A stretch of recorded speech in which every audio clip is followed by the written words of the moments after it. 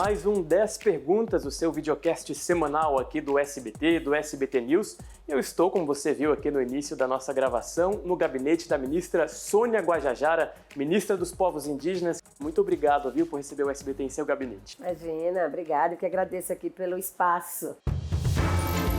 Eu sou Murilo Fagundes e esse é o 10 Perguntas, um videocast produzido pelo SBT News. Ministra, vamos falar de muitos assuntos, dos mais leves aos mais delicados, vamos passar por todos aqui, são 10 perguntas. Eu começo, claro, falando de um mais delicado, que é a questão da terra Yanomami. O Ministério da Saúde apontou que houve mais mortes em 2023 do que em 2022. O que aconteceu?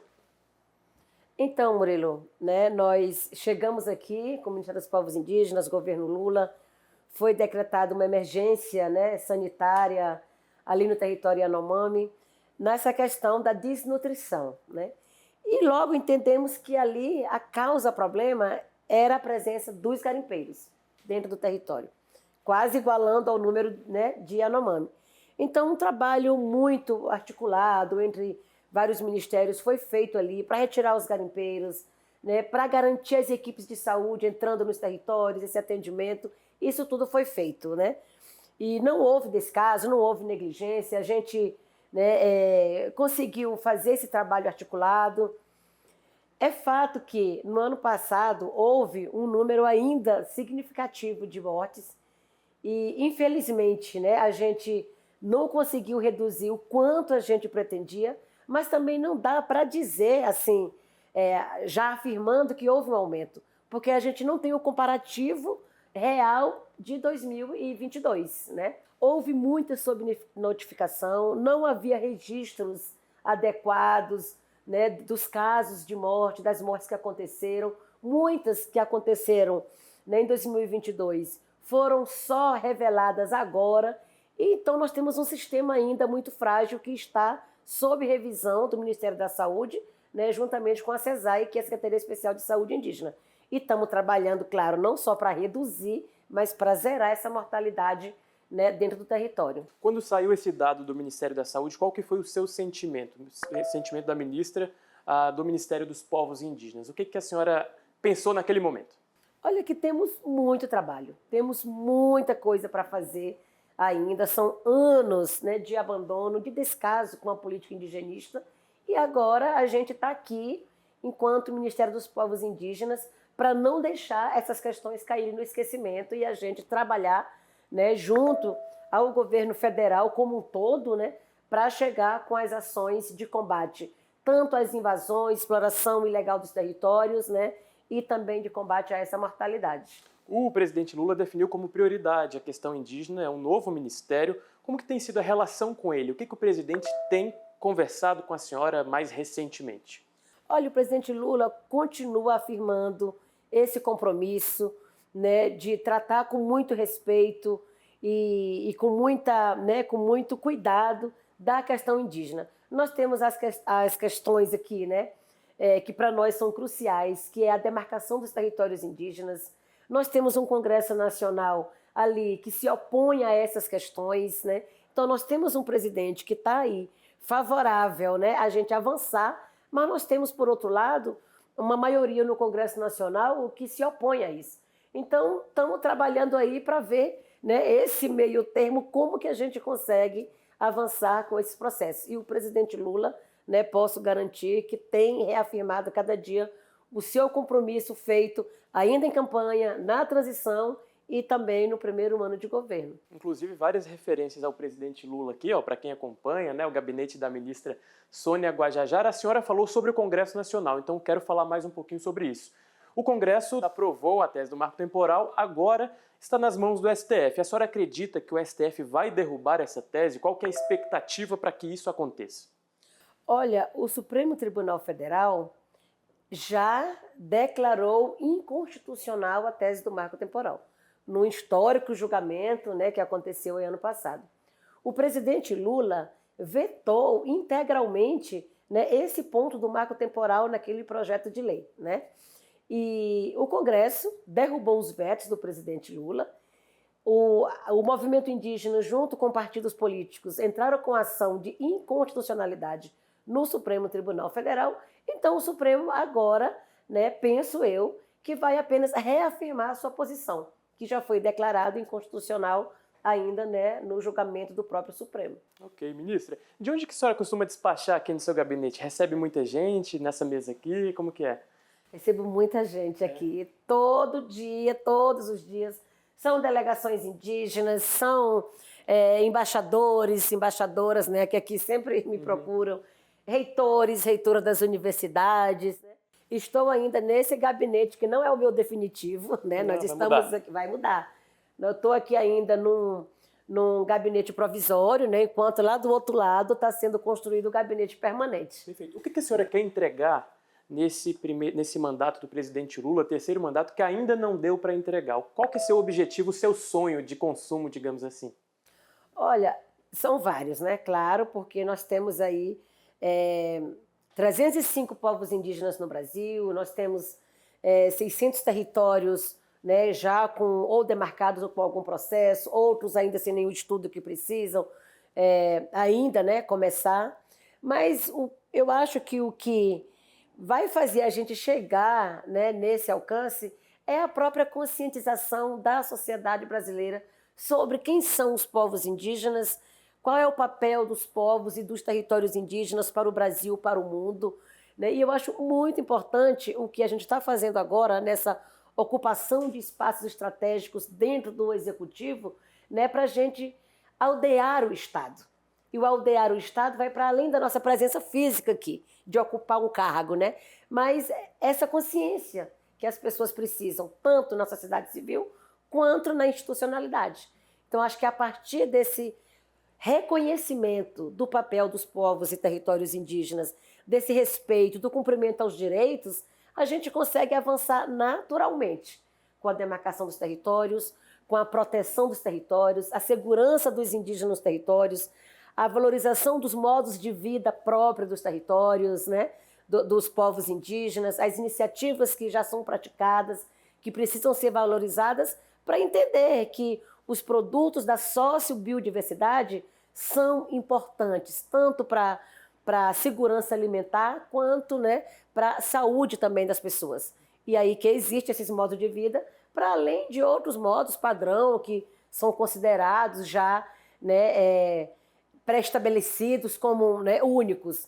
Então a gente precisa entender, fazer a sociedade entender, né, compreender sobre as especificidades dos modos de vida dos povos indígenas no Brasil. E muito se fala sobre a exploração em terras indígenas. Quem defende diz que há indígenas que gostariam até, né, de um outro tipo de exploração em suas terras. Qual que é o argumento que a senhora usa para essas pessoas que defendem a exploração de terras indígenas, seja para atividade mineral ou outro tipo de atividade nessas terras? Olha, eu te falo que é normal, considero normal essas opiniões, né, diferentes. Somos humanos, somos pessoas, e é normal dentro de qualquer sociedade essas divergências, né? Acho que não dá para, né, considerar, são indígenas, todo mundo comunga da mesma opinião. Claro que há divergências, né? Agora, nós estamos vivendo uma situação de emergência mundial. Nós estamos numa emergência climática que aponta que o modo de vida, que os territórios indígenas protegidos são alternativas para conter essa crise climática. Então, nós estamos aqui para defender, sim, os interesses coletivos dos povos indígenas, né? Entendendo que essa emergência depende de nós para ser combatida, né? Então, nós continuamos defendendo aqui o uso sustentável dos territórios indígenas. Ok. Ministra, estamos chegando no finzinho. Uma pergunta que eu queria muito fazer para a senhora. Há muito preconceito com indígenas, por exemplo, que têm acesso a tecnologias, acesso a mais estudo, acesso a, enfim, dispositivos. O que a senhora diria para quem está em casa que adota esse tipo de discurso de que, por exemplo, o indígena não pode ter um celular moderno, não pode ter acesso a tecnologias, né, mais avançadas? Por que existe essa concepção na sociedade? Olha, é muita desinformação, né? Muita desinformação. Acho que é preciso ainda se avançar muito, né, com esse debate dentro dos estabelecimentos de educação, de ensino, desde o ensino básico até as universidades, né? E eu sou um exemplo concreto, né, desse racismo, desse preconceito. O povo se preocupa se eu estou com a unha pintada, se eu estou com o telefone, qual é a marca do telefone, se eu estou com o cabelo escovado, né?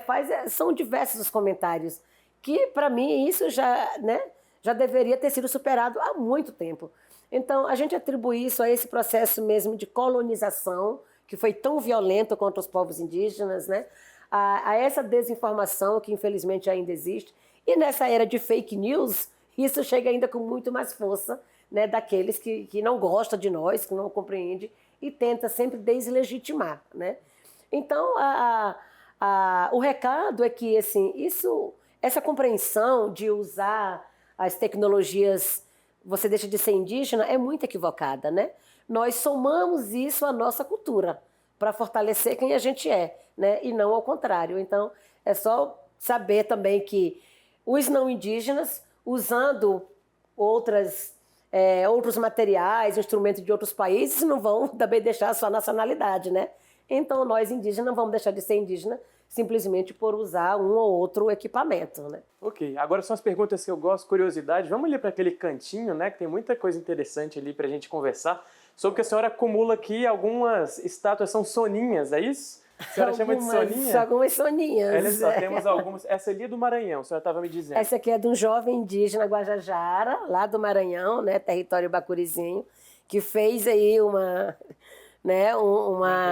réplica, né, de uma soninha de barro, que eu acho, né, super interessante, que foi exatamente um dia que eu estava vestida assim, e ele fez igualzinho, né? O cocazinho que foi colocado nela não veio de lá, já foi também um outro mimozinho que eu recebi lá de Pernambuco, né? Enfim, essa daqui é uma indígena lá de São Paulo, aqui é Carajá, lá do Tocantins. Interessante. Enfim. O que a senhora gosta de fazer fora do ministério, quando não está no trabalho? Quando eu não estou no trabalho, hoje em dia é até difícil dizer, porque eu quase não tenho tempo, né? Que eu não estou aqui, chego em casa tarde, chego aqui cedo. Mas, olha, eu gosto de dançar, eu gosto de ouvir música, eu gosto de conversar, eu gosto de visitar os amigos. Então, eu tento fazer um pouco disso, assim, né? Sempre. Muito legal. Minha vida sempre foi assim, né? Conversar, conhecer, dialogar com muitas pessoas. Então, articulação sempre, né? Para poder a gente conseguir esse aldeamento que a gente está, né, acreditando. A senhora foi vice até do Guilherme Boulos, né? Que é pré-candidato a prefeito de São Paulo. A trajetória política passou por ali. Como que está o contato com ele? A senhora acredita que ele vai ser eleito lá em São Paulo? Vai ser eleito, claro que vai ser eleito, né? Continuamos muito próximos, né? Conversando, inclusive Guilherme aqui como deputado, ele tem sempre procurado aqui a entender, me ajudar, né? Aqui nessa orientação também política, porque Guilherme é um gigante, né? Na política, está crescendo muito e eu acho que vai crescer muito mais. E, né, a gente continua se entendendo muito bem. Ok, confio na vitória então dele. E para encerrar a nossa 10ª pergunta, vamos terminar com música, ministra. O que a senhora gosta de escutar? Conte para nós. O que a ministra Sônia Guajajara escuta no fone de ouvido, quando está em casa? O que gosta de escutar? Olha, eu vou te dizer que eu sou assim, bem eclética com música, né? Porque depende muito do ambiente, de quem está perto, né, do humor do dia também. E às vezes eu gosto de música mais agitada, às vezes eu gosto de música sertaneja. Eu tenho muita saudade da Marília Mendonça, porque ela deixou ali muitas histórias que são histórias reais, né? Da vida de muita gente. Decretos Reais, né? É o nome do álbum dela. Pois é, Decretos Reais. Então, não tem como fugir. Eu acho que mesmo quem não gosta de música sertaneja se enxerga ali nas músicas dela. Mas gosto muito também de outras músicas de MPB, assim, no momento de manhã, que tu acorda. Ou quando vai dormir, eu gosto de escutar também músicas indígenas para ir acalmando. Você sabia que eu escuto, né? muito música indígena, dos Guaranis, tem um álbum ótimo. Acalma, né? Acalma, gente, dá para dormir. Então, depende muito, né? Do momento, do ambiente, do humor. Que bom. Ministra, muito obrigado pela entrevista, viu? Muito bom conhecer mais um pouquinho da senhora, falar também sobre assuntos importantes, assuntos do momento. Sempre muito bom entrevistar, né, os ministros que fazem, então, e acompanham as políticas públicas. Obrigado, viu? Tá, joia. Muito obrigada.